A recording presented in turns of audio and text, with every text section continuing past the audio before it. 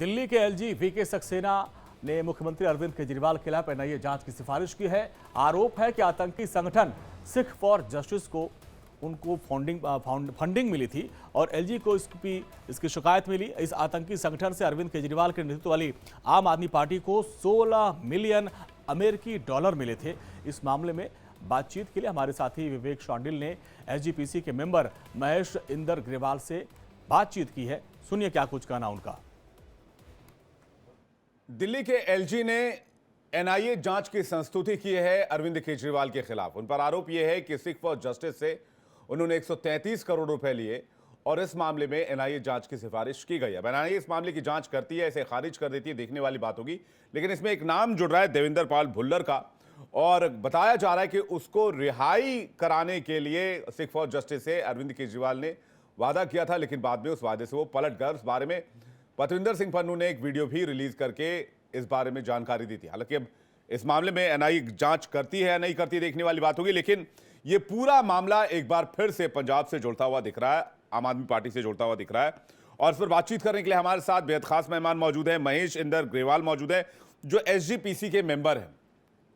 और देवेंद्र पाल भुल्लर में एक इंटरेस्टिंग बात यह है कि भुल्लर की रिहाई या रियायत देने के लिए केंद्र सरकार की तरफ से सिफारिश की गई थी, जिसे दिल्ली सरकार ने होल्ड कर लिया। इस मामले को भी मैं डिटेल से आपको बताऊंगा, लेकिन महेश इंदर ग्रेवाल जी के पास जाना चाहेंगे। महेश इंदर ग्रेवाल जी, एक बार फिर से यह मामला हाईलाइट हो रहा है, तो इस मामले को एसजीपीसी कैसे देख रही है, देवेंद्र पाल भुल्लर की भूमिका को कैसे देख रही है, उसकी रिहाई को कैसे देख रही है, और आम आदमी पार्टी की भूमिका को कैसे देख रही है?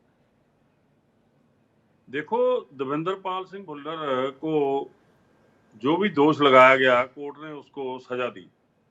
वो 11 साल से हॉस्पिटल में हैं।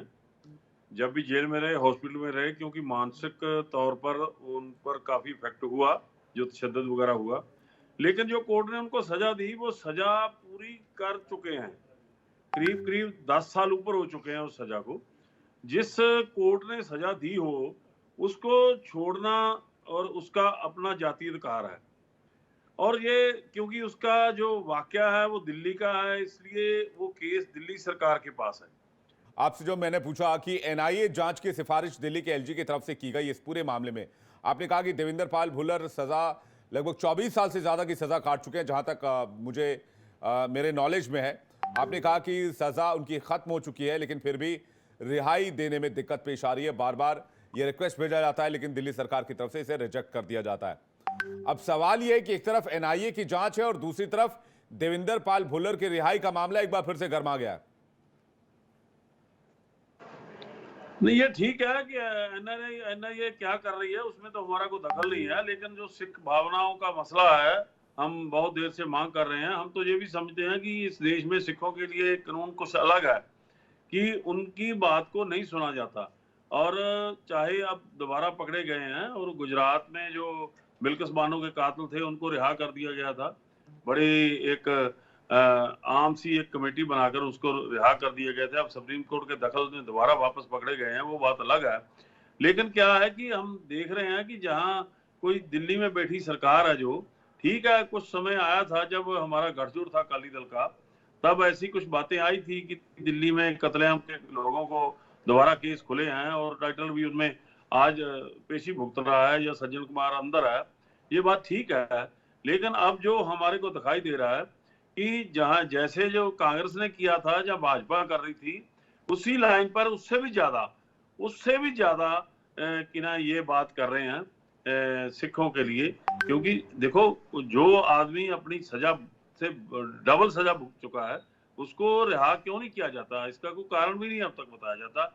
जो इल्जाम है, वो इल्जाम सेंटर सरकार पर लगा दिया जाता है।